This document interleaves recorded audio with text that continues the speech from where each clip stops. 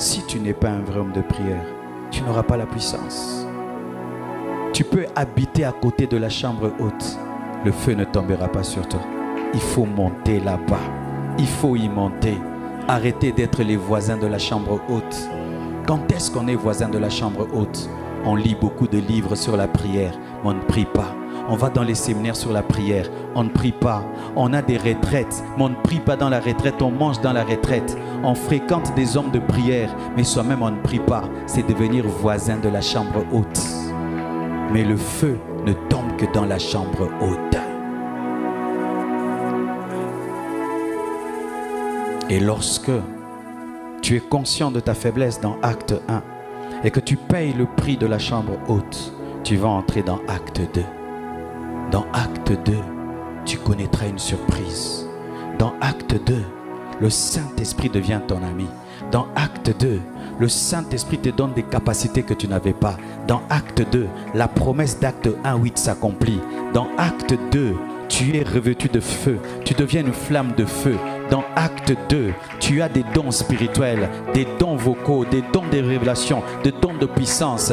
Dans Acte 2, tu es placé sur la trajectoire de ta destinée. Dans Acte 2, tu es préparé à influencer les extrémités de la terre, Judée, Jérusalem, jusque là où tu ne peux imaginer. Dans Acte 2, tu entres en connexion avec la promesse. Dans Acte 2, la parole devient chair. Dans Acte 2, tu vis Acte 1, verset 8.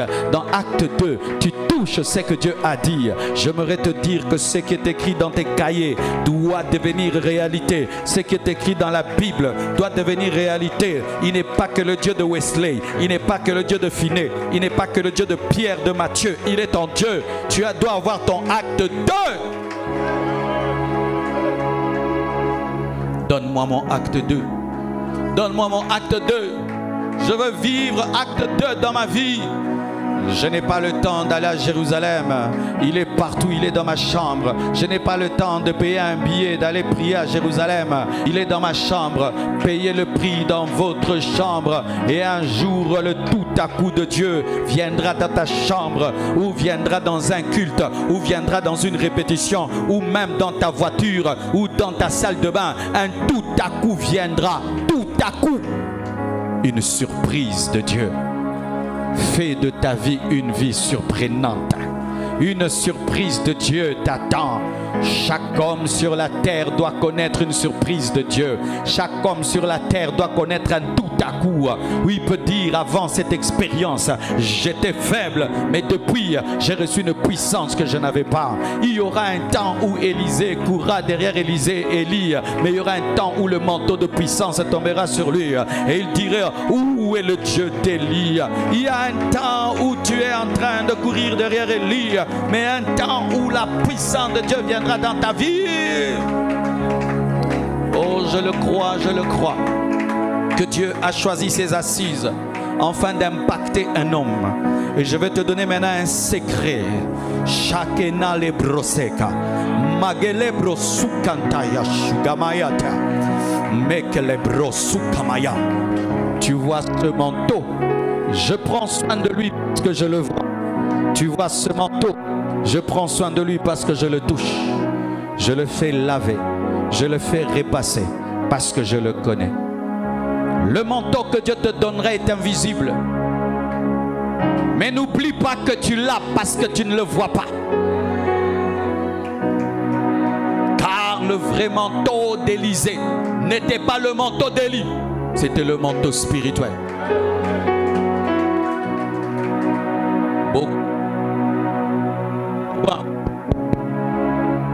Oublie qu'ils sont oints parce qu'ils ne voient pas le manteau. Beaucoup de oints se comportent comme les hommes normaux parce qu'ils ne voient pas de quoi ils sont vêtus. Samson ne connaissait pas la taille de son manteau. C'est pourquoi il a vécu n'importe comment. Pierre était conscient qu'il avait quelque chose. Le secret du miracle, c'est savoir qu'on a quelque chose. Lorsque tu as vécu Acte 2 et qu'il y a eu le feu sur ta tête, sache qu'il n'y aura pas toujours le feu sur ta tête, mais il y aura le feu dans ton esprit. Le feu qui est dans leur tête était entré dans leur esprit. Et même si personne ne les voyait, ils devaient être conscients qu'ils l'avaient. Car tu ne peux conserver que ce que tu crois avoir.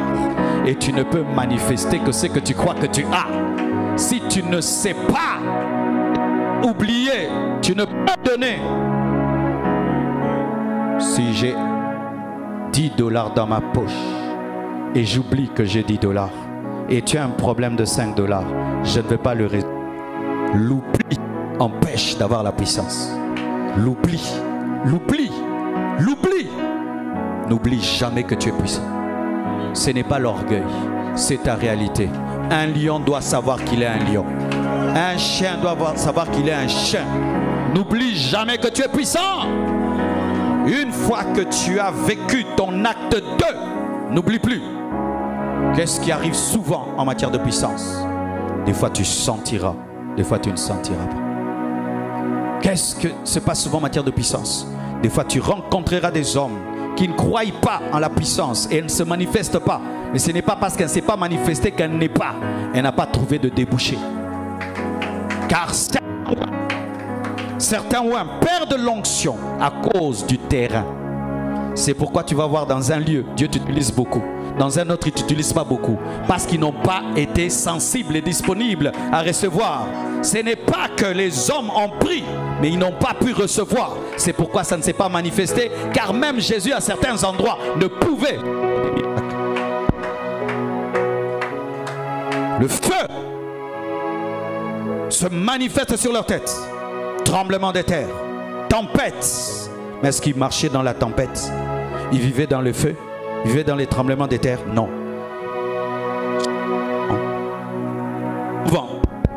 Souvent, les premières fois avec la puissance, il y a beaucoup d'émotions. Parce que c'est une rencontre. Et toute rencontre a beaucoup d'émotions.